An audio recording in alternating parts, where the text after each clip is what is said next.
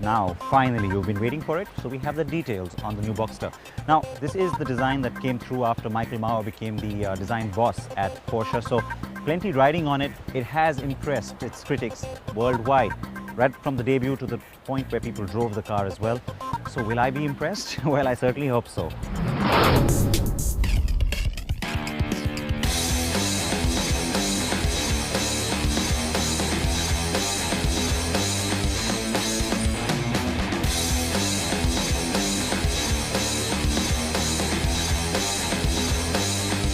Most new generations are improvements on their predecessors. That's not rocket science now, is it? But when the predecessor is also bloody good, well then an improvement just kind of grabs you by the... let's just say it grabs you. That's the new third generation Boxster from Porsche. The mid-engine roadster with an electric folding fabric top now sits on a brand new platform. This car is better in every respect than the already terrific old Boxster. First up, the new 981, as it's known within Porsche, is 33mm longer than the old car. The wheelbase though has grown 61mm. Torsional rigidity is up a massive 40%, and yet the car is lighter overall thanks to more aluminium than ever before. The base version gets a smaller 2.7-litre unit, but with increased 265 bhp output, while the Boxster S retains a tweaked version of the outgoing 3.4-litre 315 bhp mill. Luckily, that's the car I have today. When I first saw this car at the Geneva Motor Show at its global debut, there were two things that came to mind. One was a bit of a concern, a slightly longer wheelbase, just to sort of give it a roomier cabin. And I thought, you know, the old Boxster always sort of ticked all the boxes for me, and boxes. And this one, you know, with a longer wheelbase, will it be as much fun? So that was one concern area. The other thing which I wanted to know more about was the new steering system that's been developed in partnership with ZF.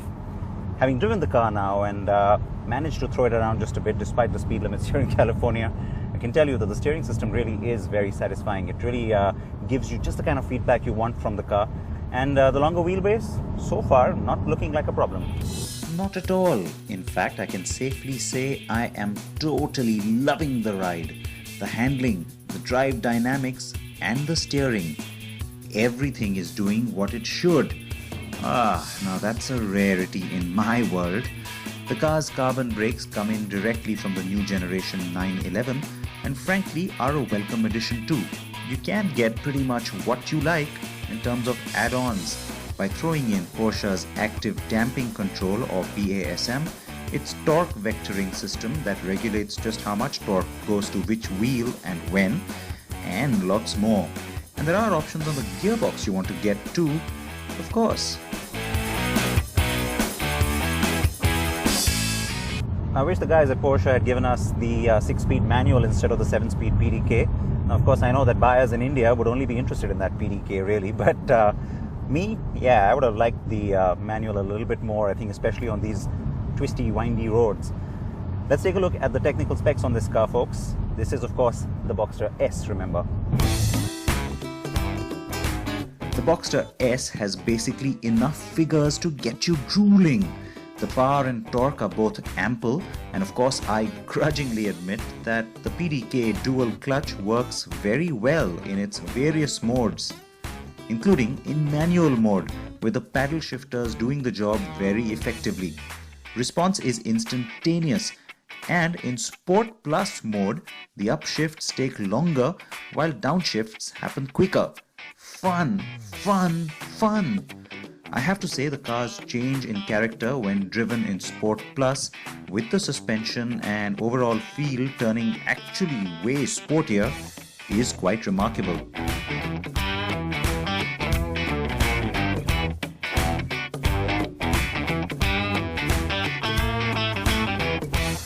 It's a nice throwback to the older cars because you got the Martini Racing livery on this car, and frankly, the last time we had Boxster, the old generation, it had Gulf livery, so that's nice. It's a good connect to that. In fact, The styling up front, the face of it is a connect to the old car, and even though the bumper has gotten a little bit sportier and the car tends to look a little wider, the styling has sort of enhanced that as well. It's at the side when you really start to see the big changes, and what you're seeing here is of course an expanded wheelbase, but that length increase has happened in the door, and I can tell you the Martini Racing stripes are sort of enhancing that for us today as well. Now, the wheels, remember that when a car like this comes to the Indian market, it's never going to have low profile tires like this one. This is the optional 20-inch wheels, and so I've had some fun with those low profile tires today. Now, at the back is where you see a nice width to the car really coming through, and that is intentionally done. That's where you see a lot of the newer styling as well, especially the little sliver of chrome that comes through in the taillight and goes straight in line with the pop-up spoiler. Looks really nice, very attractive, and also very classic in a sense. So overall, styling works. It's typically Porsche. So it's bigger, better, and it's sexier? Even its butt got nicer? Oh, now come on, right? Well, the Boxster was always supposed to be the roadster for those who couldn't dream of stepping into 911 territory. But now it's just so good, some may not see that as altogether less privileged. All I can say is, if the new Boxster is so good, how much fun will the new Cayman be? This new Boxster has me smiling, and I think I'll smile every time I think of this car for some days to come. Martini Racing stripes and all. I'll have the lot, thank you very much. Of course, I'll have me some of these beautiful Pacific Coast roads too. If only wishes were horses and all that. 315 horses in this case. Beautiful views of the Pacific Ocean. I could spend a whole lot of time here, and you know what? I've decided that I will actually be here longer, and that's because I'm very close to Monterey, and that's pretty much the area which hosts this annual week of classic car madness, which ends with the Pebble Beach Concours d'Elegance.